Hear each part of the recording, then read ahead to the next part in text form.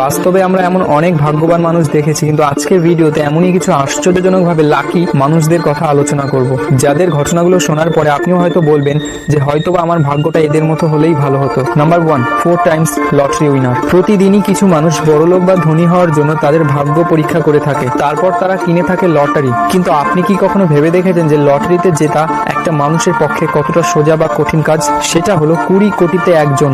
এই সম্ভাবনাটা এতটাই কম যে উল্কাপাত পড়ে আপনার মৃত্যু হতে পারে তার চেয়েও কম। তার মানে উল্কাপাত হয়ে আপনার মৃত্যু হতে পারে, কিন্তু তবুও আপনি লটারি নাও জিততে পারেন। এখন আমরা বলবো এই মহিলাটার কথা। একবার না বরং 4 বার তিনি লটারি জিতেছেন। প্রতিবার এই টাকার সংখ্যাটা 50 লক্ষ টাকারও বেশি। এই সুখবর যখন তার দরজায় প্রথম টোকা দিয়েছিল সেটা হলো 1993 সাল, যখন তিনি 54 লক্ষ টাকা জিতেছিল। ঠিক 13 বছর পর 2006 সালে তিনি জিতেছিল $20 লক্ষ, 2008 সালে $30 লক্ষ আর 2010 সালে $10 মিলিয়ন, অর্থাৎ $1 কোটি। Number 2, lucky on restaurant.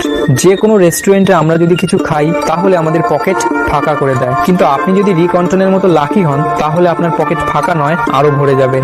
রিক তার স্কুল ফ্রেন্ডকে নিয়ে একটি রেস্টুরেন্ট ওয়েস্টার বার নিউ ইয়র্কে ডিনার করতে গিয়েছিলেন। তখনই তার মুখে কি একটা বেঁধেছিল। ফার্স্টলি এটা তার মনে হয়েছিল যে এটা কোনো পাথর হতে পারে কিংবা তার নিজেরই দাঁত, কিন্তু এটাই দুটির মধ্যে কোনোটিই ছিল না।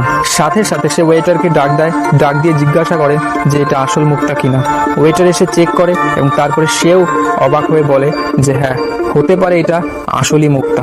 রেস্টুরেন্টের ইতিহাসে আজ পর্যন্ত এমন ধরনের ঘটনা হয়তো কোনোদিন ঘটেনি। এখানে রিকের 2 থেকে 3 হাজার টাকা বিল উঠতো, সেখানে তার বিপরীতে তিনি 5 লক্ষ টাকার একটি মুক্তা পেয়েছিল। সাইকেল এমন কোনো রাইড না যেটা নিয়ে মানুষ পাহাড়ের ওপরে উঠে যায় সেটা চালানোর জন্য, কিন্তু এমন কিছু মানুষ আছে যারা সাইকেল নিয়ে পাহাড়ের চূড়ায় উঠে সেখানে চালানোর চেষ্টা করে। এই কাজ ভীষণই ডেঞ্জারাস, কারণ সাইকেলে কোনো সেফটি ফিচার থাকে না। যাকে এখন দেখতে পাচ্ছেন সে সাইকেল নিয়ে পাহাড়ের চূড়ায় উঠেছিল সেখানে চালাবে বলে।